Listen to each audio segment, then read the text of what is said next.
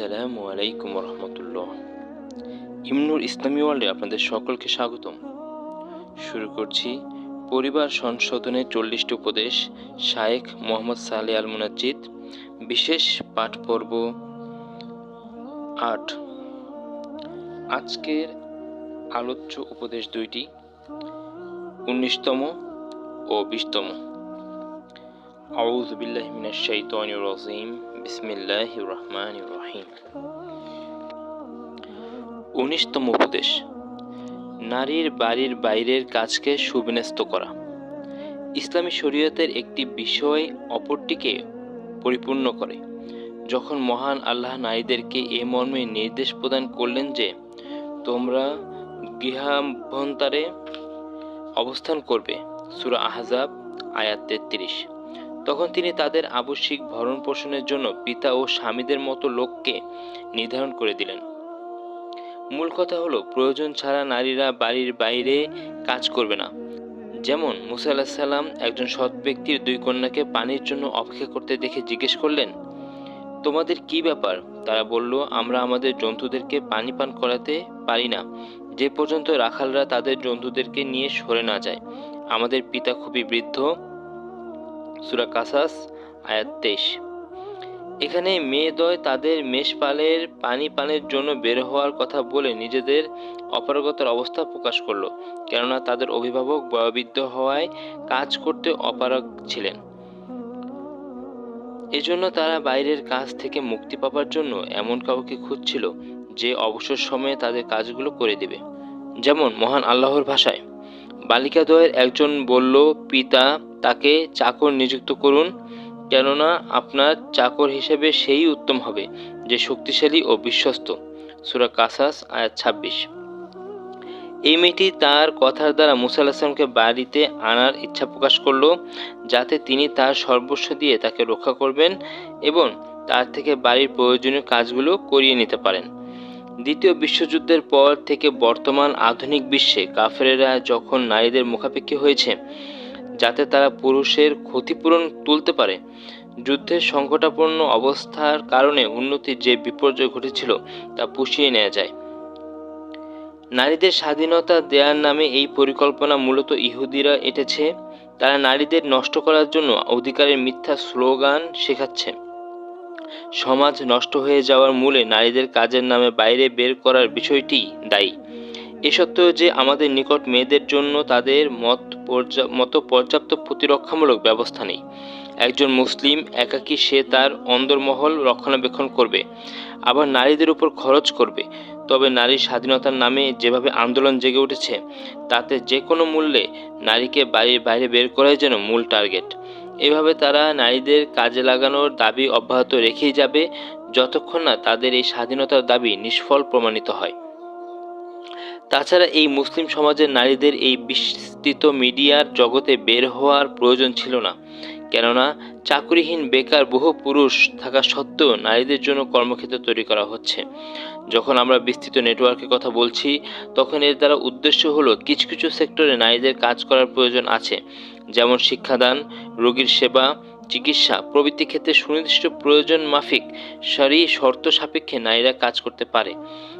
এক্ষণে যখন আমরা শুরুর দিকে ফিরে তাকাই, তখন আমরা লক্ষ্য করছি যে কিছু কিছু নারী বিনা প্রয়োজনে কাজের জন্য বেরিয়ে পড়ছেন, কখনো কখনো খুব সামান্য বেতনের জন্য বেরিয়ে যাচ্ছেন, কেননা তারা মনে করছেন তাদেরকে অবশ্যই কাজের জন্য বাড়ির বাইরে বের হতে হবে, যদিও তা বিনা প্রয়োজনে হয়, অনুপযুক্ত জায়গায় হয়, ফলে তারা বড় ফিতনার মধ্যে পতিত হচ্ছে। নারীদের দ্বারা কাজ করানোর ব্যাপারে ইসলামী নীতি ও ধর্মনিরপেক্ষতাবাদের নীতির মধ্যে মৌলিক পার্থক্য হলো, ইসলাম নারীর বাড়ির অভ্যন্তরে অবস্থানকেই মূল মনে করে, সূরা আহজাব আয়াত 33, এবং প্রয়োজনে বাড়ির বাহিরে বের হওয়ার অনুমতি দেয়। যেমন রাসূল সাল্লাল্লাহু আলাইহি সাল্লাম বলেন, অবশ্য প্রয়োজন হলে তোমাদেরকে বাইরে যাওয়ার অনুমতি দেওয়া হয়েছে, সহিহ বুখারী হাদিস 4795, সহিহ মুসলিম হাদিস 2170। অপরদিকে ধর্মনিরপেক্ষতাবাদের মূল মন্ত্র হলো সকল অবস্থায় নারীর বাইরে বের হওয়াই মূল কথা। কথার মধ্যে ন্যায়পরায়ণতা রক্ষার দরুন আমরা বলবো, কখনো কখনো নারীর বাইরে কাজ করা জরুরি হয়ে দেখা দেয়। যেমন নারী তার স্বামীর মৃত্যুর কারণে অথবা পিতার অপারগতার কারণে পরিবারের একমাত্র ভরণ পোষণকারী হয়, সেক্ষেত্রে তার কাজ করার অনুমতি রয়েছে। কিন্তু কিছু কিছু দেশে ইসলামী অনুশাসনের আলোকে সমাজ গঠিত না হওয়ায় তারা তাদের স্বামীদের সাথে পরিবারের খরচ যোগানোর জন্য কাজে বের হতে বাধ্য হয়। এমনকি কোনো পুরুষ চাকরিহীন নারীকে বিবাহের প্রস্তাবই দেয় না, বরং তাদের কেউ কেউ বিবাহের সময় এটা শর্ত করে যে স্ত্রীকে বিবাহের পর চাকরি করতে হবে। মূল কথা হলো, প্রয়োজনে নারী বাড়ির বাইরে কাজ করতে পারে, অথবা ইসলামী স্বার্থে, যেমন শিক্ষাদানের মাধ্যমে আল্লাহর পথে দাওয়াত দানের কাজে, অথবা যার সন্তান সন্ততি নেই তাকে সান্ত্বনা দেওয়ার জন্য, অথবা নারীর বাড়ির বাইরে কাজে যোগ দেওয়ার নেতিবাচক প্রভাবগুলোর মধ্যে রয়েছে। এর কারণে অধিকাংশ অন্যায় কাজগুলো সংঘটিত হয়ে থাকে, যেমন পুরুষের সাথে মেলামেশা করা, তাদের সাথে পরিচিত হওয়া, নির্জনে মাহরাম পুরুষের সাথে একান্তে অবস্থান করা, তাদের জন্য সুগন্ধি ব্যবহার করা, অপরিচিত লোকের জন্য সাজগোজ করা প্রভৃতি। ফলে কখনো কখনো এবং শেষ পরিণতি অশ্লীলতার দিকে মোড় নেয়। স্বামীকে প্রাপ্য অধিকার না দেয়া, বাড়ির কাজকর্মে অবহেলা করা, সন্তানদের অধিকার আদায়ে কমতি করা ইত্যাদি।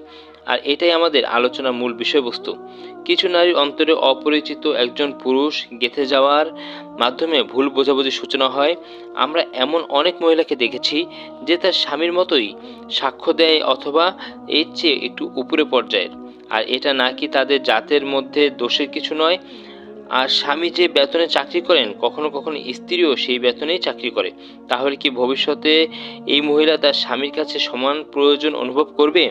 এবং এমন নারীর কাছে স্বামীর পূর্ণ আনুগত্য আশা করা যাবে, নাকি এই অমুখাপেক্ষিতার অনুভবটা এমন সমস্যা সৃষ্টি করবে যা পরিবারের মূল ভিত্তিকে নাড়িয়ে দিবে? শারীরিক ভার গ্রহণ ও মানসিক ও বংশীয় চাপ গ্রহণের ক্ষমতা নারীদের স্বভাবজাতের সাথে সামঞ্জস্যশীল নয়। এই সকল সমস্ত কল্যাণ ও ফিতনার কারণগুলো থাকার পরেও নারীদের কাজ করার ব্যাপারে আমরা বলবো, অবশ্যই তাদের আল্লাহ ভীতি থাকতে হবে। এই বিষয়টিকে শারঈ মানদণ্ডে পরিমাপ করতে হবে। যে সকল অবস্থাতে নারীদের কাজের জন্য বাড়ির বাইরে বের হওয়া বৈধ এবং যে সকল অবস্থায় বৈধ নয় তা ভালো করে জানা।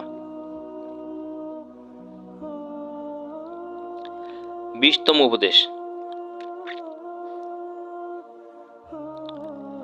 বাড়ির গোপনীয়তা রক্ষা করা।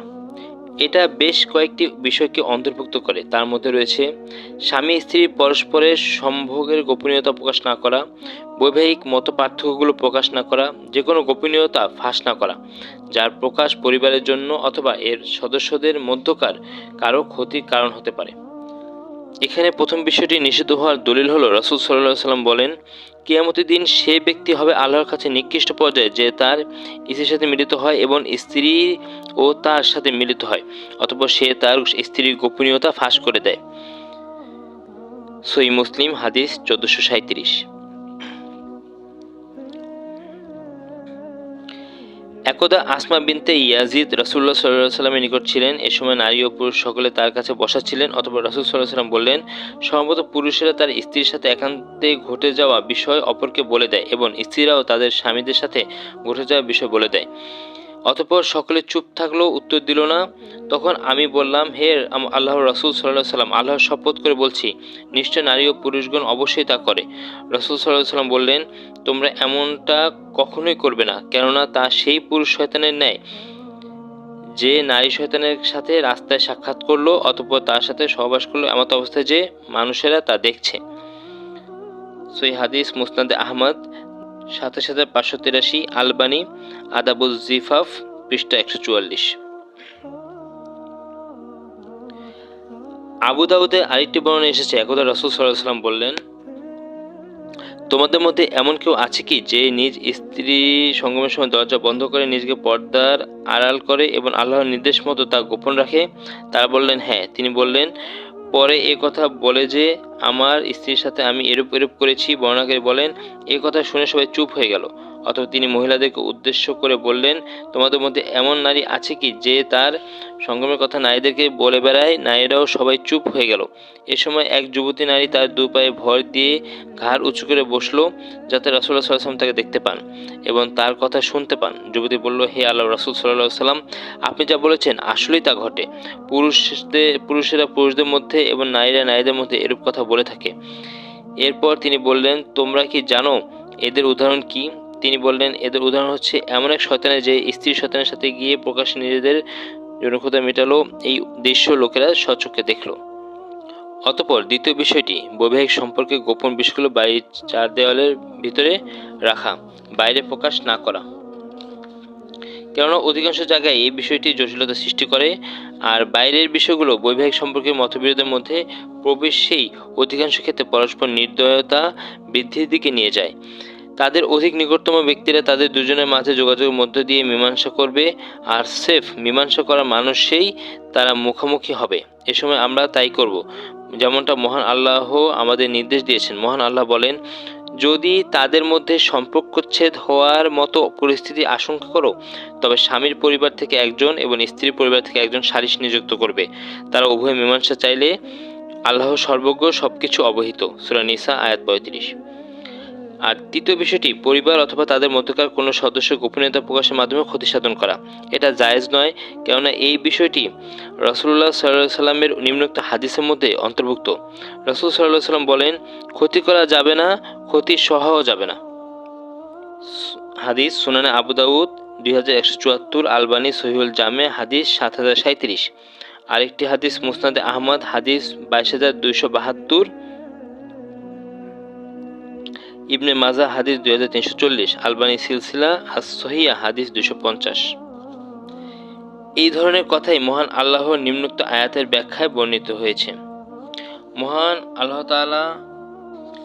মহান আল্লাহ কাফেরদের জন্যে নূহ পত্নী ও লূত পত্নীর আলাইহিসসালামের দৃষ্টান্ত বর্ণনা করেছেন। তারা ছিল আমার দুই ধর্মপরায়ণ বান্দার গৃহে, অতঃপর তারা তাদের সাথে বিশ্বাসঘাতকতা করল, ফলে নূহ ও লূত আলাইহিসসালাম তাদেরকে আল্লাহর শাস্তি হতে রক্ষা করতে পারলেন না এবং তাদেরকে বলা হলো, জাহান্নামীদের সাথে জাহান্নামে চলে যাও। সূরা তাহরিম আয়াত 10। এর ব্যাখ্যায় আল্লামা ইবনে কাসির নিম্নোক্ত উদ্ধৃতি পেশ করেছেন। তিনি বলেন, নূহ আলাইহিস সালামের স্ত্রী তার গোপন তথ্য এবং গোপনে ঈমান আনয়নকারীদের নাম কাফেরদের কাছে প্রকাশ করে দিত। অনুরূপভাবে লূত আলাইহিস সালামের স্ত্রীও তার স্বামী লূত আলাইহিস সালামের বিরুদ্ধাচরণ করত এবং যারা মেহমান রূপে তার বাড়িতে আসতেন তাদের খবর তার কওমকে দিয়ে দিত, যাদের কুকাজের অভ্যাস ছিল। তাফসীর ইবনে কাসির 171 পৃষ্ঠা। অর্থাৎ তারা তাদের নিয়ে আসতো যাতে তারা তাদের সাথে অশ্লীল কাজে লিপ্ত হতে পারে।